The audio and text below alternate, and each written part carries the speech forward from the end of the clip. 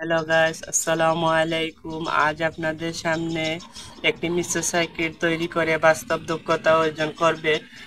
প্রথমে আমরা সুইচ হতে ফিউজে আসবে বিদ্যুৎ, তারপরে ইন্ডিকেটরে আসবে, তারপরে ওয়ানের সুইচে আসবে, ওয়ানের সুইচ থেকে টু এর সুইচে আসবে। দুই স্থান থেকে একটি বাতিকে নিয়ন্ত্রণ করব।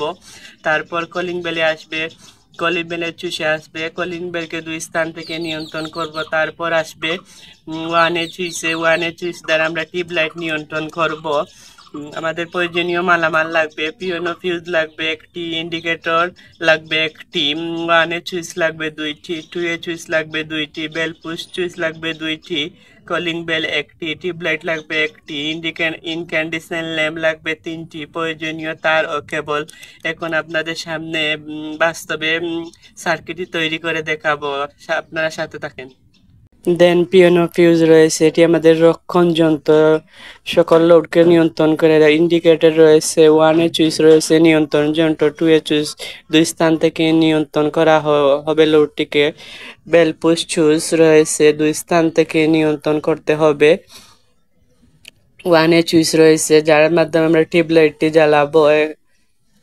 আমাদের রয়েছে, সাথে রয়েছে একটি সুইচ বোর্ড, যার মধ্য থেকে আমাদের সার্কিটের লোডটি আসবে। এর রয়েছে ব্যাটন হোল্ডার এবং ইনক্যান্ডেসেন্ট ল্যাম্প রয়েছে, পিট টেন জয়েন্ট রয়েছে, ইনক্যান্ডেসেন্ট ল্যাম্প রয়েছে, কলিং বেল রয়েছে। এখন আপনাদেরকে লোডগুলো জ্বালিয়ে দেখাবো। ওয়ানের সুইচ দ্বারা আমাদের একটি ল্যাম্প জ্বলবে, এই ল্যাম্পটি জ্বলছে। টু এর সুইচ দ্বারা আমরা দুই স্থান থেকে একটি লোডকে নিয়ন্ত্রণ করছি। এই কলিং বেল পুশ সুইচ দ্বারা আমরা কলিং বেলকে নিয়ন্ত্রণ করছি। ওয়ানের সুইচ দ্বারা আমরা টিউব লাইটকে নিয়ন্ত্রণ করছি।